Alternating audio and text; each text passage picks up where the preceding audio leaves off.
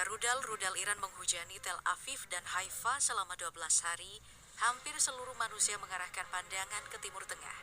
Namun ada yang luput dari perhatian global. Ya, Cina. Media barat dan beberapa laporan independen menyebutkan adanya peningkatan aktivitas pesawat kargo Cina yang menuju kawasan Timur Tengah selama eskalasi. Ditambah dengan kunjungan Menteri Pertahanan Iran Aziz Nazirzadeh ke Qingdao hanya beberapa saat setelah gencatan senjata dengan Israel diumumkan. Apa arti semua ini? Seberpengaruh apa Cina di kawasan ini? Apa sebenarnya kepentingan negeri tirai bambu ini bagi konflik Iran-Israel? Dan mengapa Cina tidak akan rela bila Iran jatuh? Video ini akan mengupas detil-detil itu satu persatu. Bertahan sampai akhir video untuk paham bagaimana strategi geopolitik yang dimainkan Cina di Timur Tengah. Kita akan menjawab pertanyaan klise, apakah posisi Cina di sisi Iran murni solidaritas? Atau ada udang di balik batu? Negeri tirai bambu ini memang sedang menunjukkan pengaruhnya di Timur Tengah, bukan dengan suara keras atau pendirian pangkalan militer, tetapi lewat diplomasi senyap, pergerakan logistik udara, dan jaringan ekonomi yang mengakar dalam. Pada dasarnya, Cina memiliki kepentingan strategis untuk menjaga Iran tetap berdiri sebagai penyeimbang dominasi Barat di kawasan ini. Jadi wajar bila kehati-hatian lebih diutamakan ketimbang sensasi dan efek bombastis. Karena secara ekonomi, Cina justru diuntungkan dari ketegangan ini dengan melonjaknya harga minyak dan ketergantungan Iran terhadap investasi pasca sanksi Amerika Serikat. Jadi ketika Israel menembakkan Iron Dome dan Iran meluncurkan rudal balistiknya, Beijing ikut mengkalkulasi hitung-hitung di belakang sana. Tapi mengapa harus diam-diam? Posisi Beijing dalam konflik Iran-Israel ini terbilang sangat aktif. Langkah-langkah Cina tak banyak diberitakan, namun bagi yang mengamati pola geopolitik, sinyalnya itu justru sangat jelas.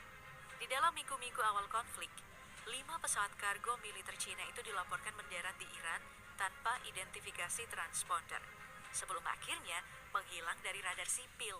Peristiwa vanishing flights ini kemudian membawa komponen penting, mulai dari sistem navigasi rudal, suku cadang drone, hingga amunisi kaliber tinggi. Semua ini terjadi dalam pola pengiriman yang rapi dan nyaris tanpa jejak.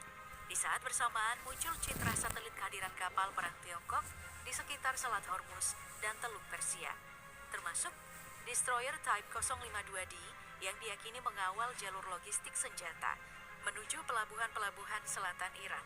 Walau Beijing tak pernah mengonfirmasi keterlibatan ini, kehadiran militer Cina di kawasan konflik jelas bukan tanpa alasan. Inilah dukungan tidak langsung Cina terhadap Iran. Tidak frontal, tapi sangat efektif. Cina tahu betul, untuk mencapai tujuan, hasil adalah yang utama, dan proses harus mengikut. Jadi daripada tujuannya terbaca dan digagalkan, Cina lebih memilih untuk senyap dan memastikan tujuannya tercapai. Beijing punya agenda menjaga hubungan dagangnya dengan Teheran tetap berjalan. Asalnya, Iran adalah simpul penting dalam proyek ambisius Belt and Road Initiative yang digagas oleh Presiden Xi Jinping 2013 lalu. Sebagai penghubung utama tentara Asia Tengah, Timur Tengah, dan Eropa, Iran memiliki posisi geografis strategis yang vital bagi jalur darat dan laut BRI. Jika Iran jatuh ke dalam kekacauan politik atau militer berkepanjangan, maka jalur ini pun terganggu. Tak cuma itu, ratusan miliar dolar investasi Cina akan terancam. Cina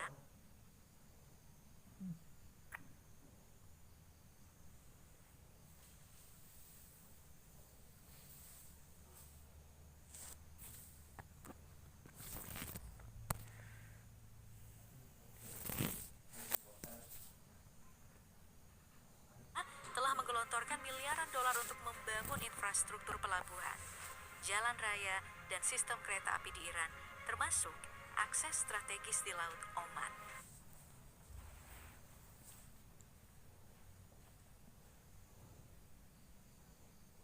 Lebih jauh lagi, Iran dan Cina telah menandatangani perjanjian kemitraan strategis 25 tahun pada tahun 2021 mencakup kerjasama ekonomi, militer, dan energi. Dalam perjanjian ini, Iran berkomitmen menyediakan pasokan energi jangka panjang dengan harga khusus. Sementara Cina menawarkan transfer teknologi, investasi dan dukungan modernisasi militer. Namun yang paling krusial adalah ketergantungan energi Cina. Sebagai importir minyak terbesar di dunia, Cina ini sangat bergantung pada stabilitas jalur pasokan dari Teluk Persia melalui Selat Hormuz. Dan Iran adalah salah satu pemasok utama energi ke Beijing. Setelah terkena sanksi dari Barat, Teheran menjual minyaknya secara diskon ke negara-negara seperti Cina. Nah, selama konflik Iran-Israel berlangsung, harga minyak global melonjak dan kestabilan suplai dari Iran menjadi prioritas utama. Dalam situasi seperti ini, mempertahankan Iran bukan hanya tindakan strategis, melainkan kebutuhan vital bagi perekonomian nasional Cina. Bahkan dalam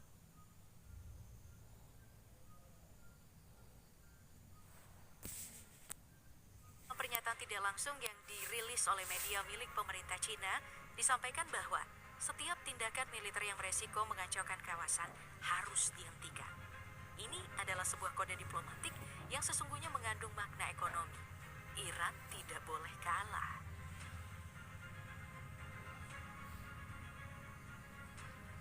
Dalam konflik Iran-Israel ini, Cina bukanlah penonton yang pasif. Beijing dengan cepat membaca situasi, mengidentifikasi kesamaan kepentingan dengan Teheran, lalu bergerak untuk memainkan peran ganda sebagai juru damai global dan sekaligus aktor strategis yang ingin memperlemah dominasi Amerika Serikat secara sistemik.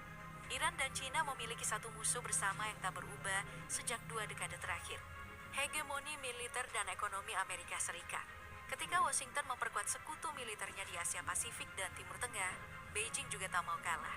Mereka melihat ketegangan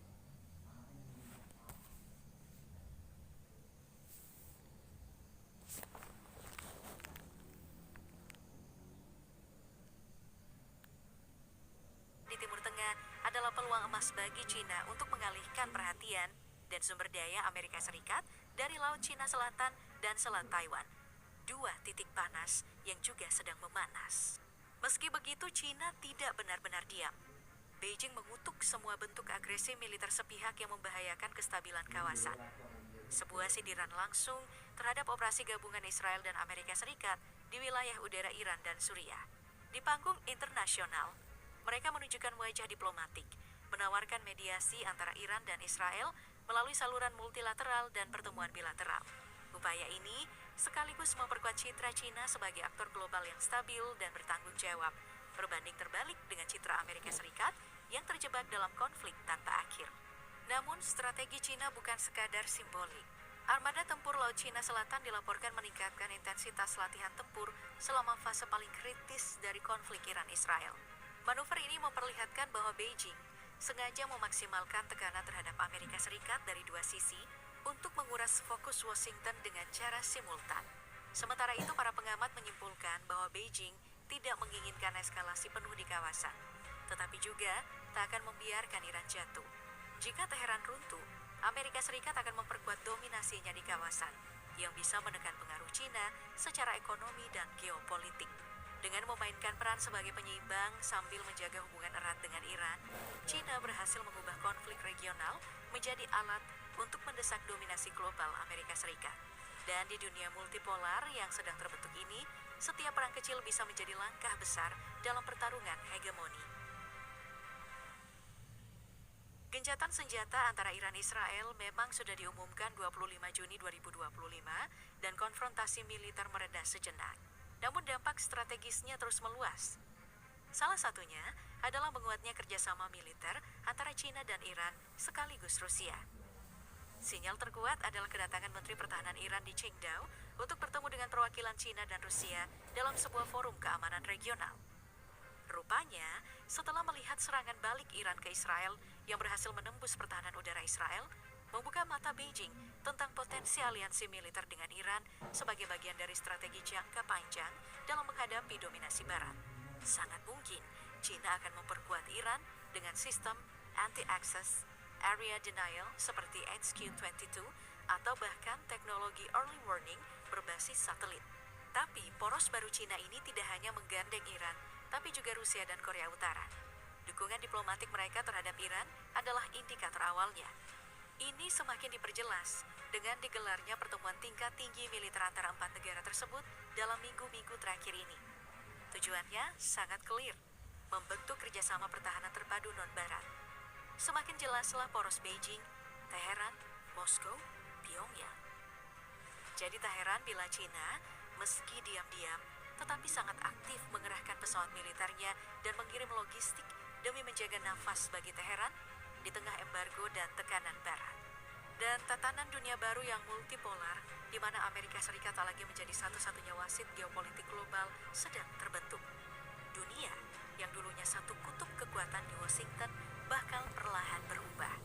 Berkat Cina, inilah simbol kelahiran tatanan baru dunia. Multipolar, beresiko tinggi, dan tak lagi didominasi satu kekuatan.